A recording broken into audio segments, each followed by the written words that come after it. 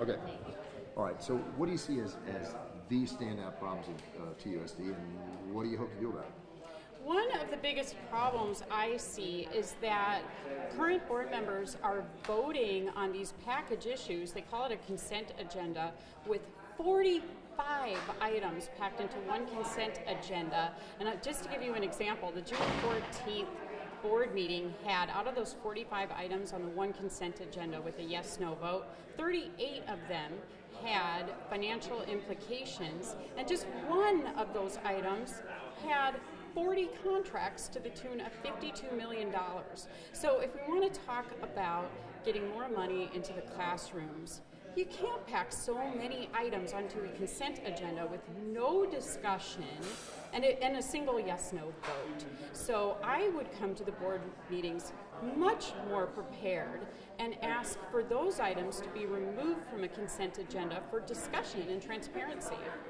Do you have a feel for just how studied up the current board members are when it goes through on consent? Oh, I'll give you an example, because I chair the Technology Oversight Committee, and we have a board member who sits as an ex officio, non-voting member on that committee. So we sometimes discuss technology purchases. The Technology Oversight Committee is supposed to sit on request for proposal committee meetings before the purchases are made. We're not always invited to sit on those RFP committees. It's getting better, but sometimes we're discussing purchases after the fact, and we'll have board members show up to the meetings not realizing that those purchases have already been made. In fact, she even asked, when is this going to be voted on? And I'll have to say, by the way, you voted on that last month. It's already been approved. What sort of skills, qualifications, background would make you a good choice?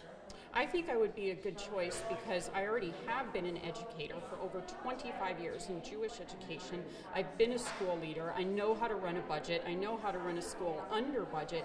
These are skills that are important, but I'll tell you what, reading a budget, that's a very important skill. I already know how to do that.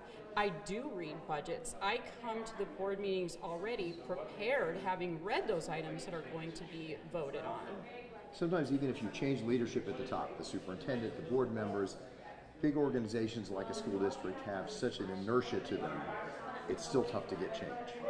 How would you get around it? The district, honestly, it needs stability. So I wouldn't necessarily advocate for a big change in leadership now because we need stability, but I would advocate for accountability at the top. So the superintendent is supposed to report to the governing board, not the other way around.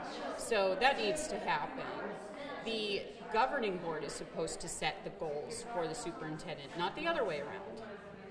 What do you think the reputation is of the district as it stands right now? Well, there are pockets that the district does have bright spots, University High being one of them. My daughter graduated from University High, as did I, and there are other schools that are doing extremely well, Miles being another one of them. But the infighting of the current governing board, that isn't so great. How would you solve that one? Listening is a good thing. Being reasonable is a good thing, and not cutting people off when they're talking. But I think if all the governing board members were to come to the meetings prepared, that would eliminate a lot of the back and forth that goes on now.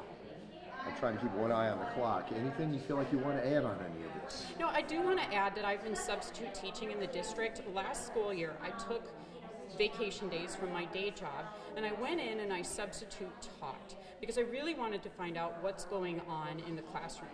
First of all, we have way too many long-term subs, and we need to fix that problem. Students need actual teachers. And second of all, I substitute taught in classrooms like kindergarten, where there were just way too many children in the classroom in grades that children are learning how to read, and that needs to be figured out and solved immediately.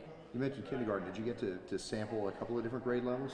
I did. Kindergarten, second grade, third grade, fourth grade. I loved it because I love teaching, but really the issue is I think all governing board members need to see firsthand what's going on in the classrooms, just like I did. Great. Thank you very much. Thank you.